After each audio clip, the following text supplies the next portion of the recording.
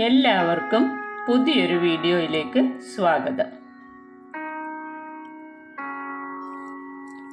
നാം വസിക്കുന്ന ഭൂമിയിൽ എല്ലാ കാലത്തും ദൈവത്തിൻ്റെ കരസ്പർശമേറ്റ് അനുഗ്രഹീതരായ കുറേ നല്ല മനുഷ്യരുണ്ട്.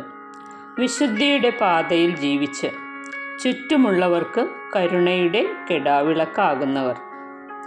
നമ്മുടെ ഈ കൊച്ചു കേരളത്തിലും ജീവിതം കൊണ്ട് വിശുദ്ധ പദവിയിലേക്ക് നടന്നെടുക്കുന്ന മനുഷ്യസ്നേഹികൾ. അത്തരത്തിൽ ജീവിച്ച ഒരു മനുഷ്യസ്നേഹിയാണ് വന്ദ്യനായ തിയോഫിനച്ചൻ. തിയോഫിനച്ചൻ്റെ 111ാമത് ജന്മദിനാഘോഷമാണ് എറണാകുളം ജില്ലയിലുള്ള പൊന്നുരുന്തി ആശ്രമത്തിൽ നടക്കുന്നത്. 1913 ജൂലൈ 20 തിയോഫിനച്ചൻ ജനിച്ചത്.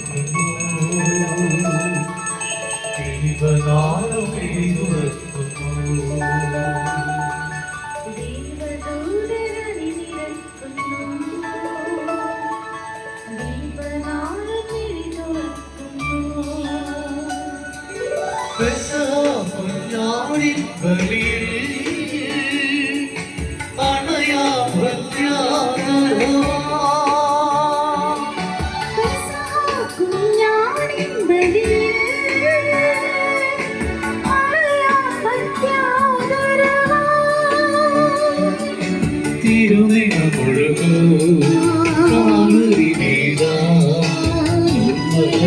തന്റെ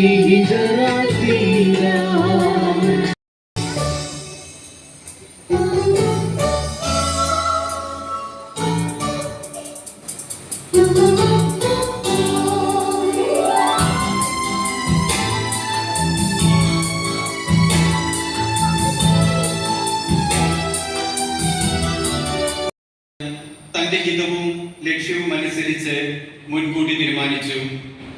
അവിടുന്ന് ഇപ്രകാരം ചെയ്തത് തന്റെ പ്രിയപ്പെട്ടവനിലൂടെ നമ്മിൽ ചൊരിഞ്ഞ തന്റെ കൃപയുടെ മഹത്വത്തിനും പുകഴ്ചയ്ക്കും വേണ്ടിയാണ്.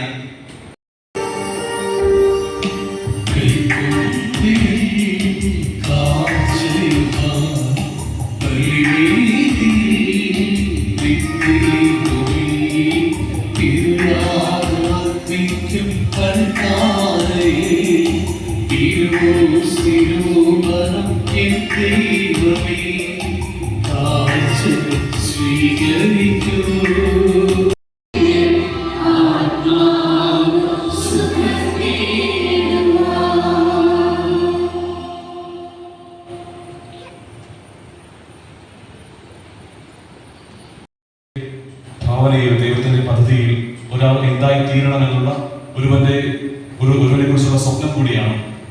അതുകൊണ്ട് തന്നെ ഒരു 10-25 വർഷത്തിലേറെ ഉള്ള ഒരു സ്നേഹബന്ധമുണ്ട്.